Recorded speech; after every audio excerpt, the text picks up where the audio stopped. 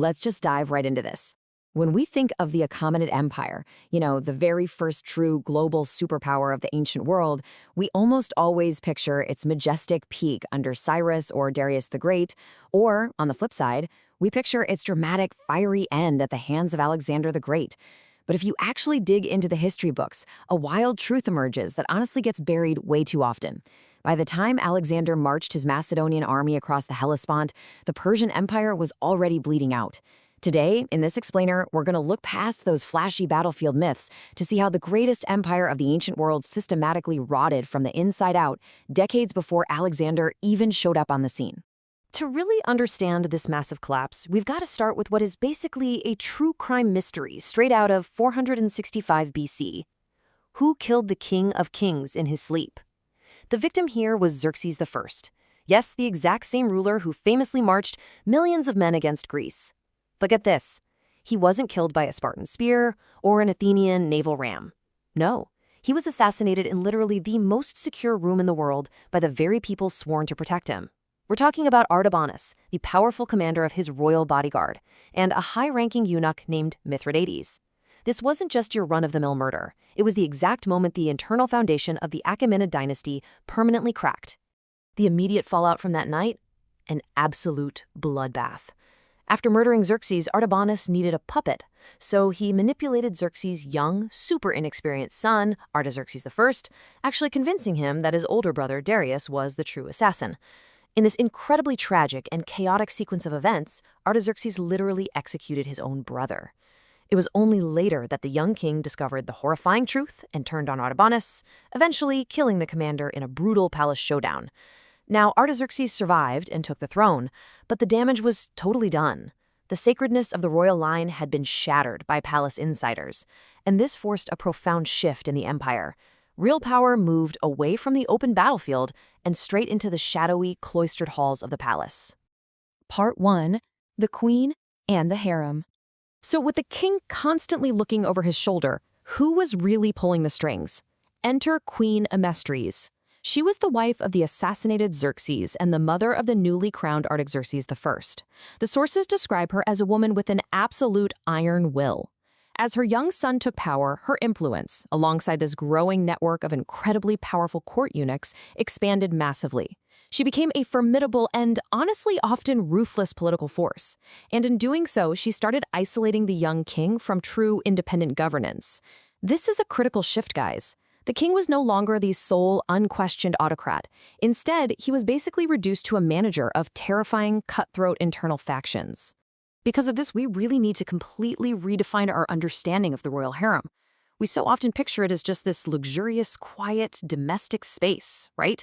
But in the late Achaemenid Empire, the harem was the ultimate political battleground. It was this highly structured institution filled with extreme luxury, sure, but also deep, bitter rivalries and constant lethal conspiracies over succession. The psychological toll of navigating these relentless internal plots slowly sapped the managerial willpower and focus of the later Persian kings. I mean, they were literally too busy trying to survive their own family members to govern their vast territories effectively. Now, the bloody succession of Artaxerxes I and the rise of the harem's political dominance isn't just some juicy historical soap opera. It's actually a perfect microcosm of macro decay. This family feud was the ultimate symptom of a terminal imperial disease. Think about it. When the very core of the empire is totally consumed by paranoia and assassination, those shockwaves eventually paralyze the entire administrative state. So let's zoom out a bit and look at the actual anatomy of this fall. Part 2. Anatomy of an Empire's Fall. When you dive into the source material, a really wild picture emerges. The entire state was paralyzed by what basically amounts to 7 fatal flaws.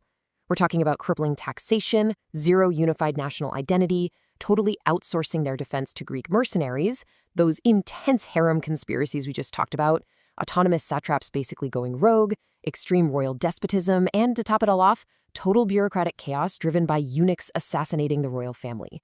Honestly, it is the definition of a perfect storm of systemic failure. If we take a second to actually categorize these flaws, the full, terrifying picture comes into focus. The economic, military, and political pillars of this massive empire didn't just crumble one by one, they actually collapsed simultaneously. Economically, they were completely choking their own people. Militarily, they seemingly forgot how to fight their own wars. And politically, the central authority had become a hollow, bleeding shell of what it used to be. Let's look a little closer at that economic starvation piece first. $118 million. To put that into perspective, this number represents the staggering modern equivalent of the heavy taxes extracted every single year from just a single satrapy or province. The Achaemenid Empire was unfathomably wealthy, extracting absolutely massive amounts of silver and gold from its subjects. But here's the catch. This wealth was actually a paradox. It wasn't being used to build a thriving, circulating economy at all. Instead, we see this cruel economic irony that utterly destroyed the motivation of the common everyday people. All those massive taxes sent from the provinces to imperial capitals like Susa and Ecbatana, they weren't circulated back into the economy. Nope, they were melted down and hoarded as giant gold and silver blocks in the royal treasuries. By pulling all this currency straight out of circulation, the empire essentially caused massive liquidity shortages, widespread economic recession, and crushing inflation out in the provinces. I mean, ask yourself, why would local populations remain loyal to a distant king who only ever drained their wealth and gave absolutely nothing in return? And you know what? That economic drain directly fueled a military disaster. Back in the early days of Cyrus and Darius, the military was built on native citizen armies. These guys were driven by a shared loyalty and a real sense of unified purpose. But fast forward to the late empire, following long periods of peace where native troops fell way out of training and coupled with a total lack of unified national identity, the later kings began relying heavily on paid Greek mercenaries. They essentially outsourced their entire defense. And here's the reality. When you rely on foreign mercenaries who only fight for coin and powerful local satraps who care way more about their own regional autonomy than the central throne, well, your empire's defense becomes incredibly fragile. But the final political nail in the coffin happened right back where we started this whole story, in the shadows of the royal court. The bureaucratic collapse played out in 3 devastating steps. Step 1, the immense rise of eunuch power in the court. Step 2, the outright assassination of strong kings. For example, in 338 BC, a highly powerful eunuch named Bagos literally poisoned King Artaxerxes III, who was actually one of the last truly capable Persian rulers, and then he turned around and murdered his successor too. Which leads us to step 3, total administrative paralysis. Right when the empire needed strong, unified military leadership the most, the central command was completely decapitated by its own administrators, which, as you can guess, left the front door wide open for an invader. Part 3, a rotten door kicked in. So Alexander the Great didn't actually conquer a healthy superpower. He simply kicked in a rotten door. When we map out his super rapid sequence of victories, it honestly makes perfect sense. Despite the massive, intimidating size of the Persian army, structurally it was totally hollow. At the Battle of Granicus in 334 BC, the local satraps completely failed to coordinate. At Issus in 333 BC, King Darius III was outmaneuvered and famously just fled the battlefield, completely shattering the morale of his troops. By the time they reached Gaugamela in 331 BC, the fragile native levies and Greek mercenaries simply couldn't hold the line. And finally, in 330 BC, the magnificent capital of Persepolis was put to the torch. All those internal structural failures we just discussed had finally manifested on the actual battlefield. The end, when it finally came, wasn't some glorious last stand. It was a pathetic, chaotic collapse that perfectly mirrored the empire's internal rot. Fleeing the utter disaster at Gaugamela, King Darius III was betrayed, taken prisoner, and ultimately executed, but not by Alexander. No, he was killed by his own satrap, a man named Bessus. The king of kings died in the literal dust, killed by his own subordinate. And with that, the Achaemenid era was officially over, after more than 2 centuries of global dominance. So as we wrap up this explainer, I want to leave you with this one provocative thought to chew on.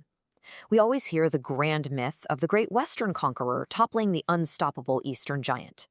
But looking at the crushing taxes, the murdered kings, the hoarded gold, and the incredibly treacherous court, did Alexander truly conquer the Achaemenid Empire from the outside, or did he simply arrive just in time to survive an empire that had already completely and definitively defeated itself from within?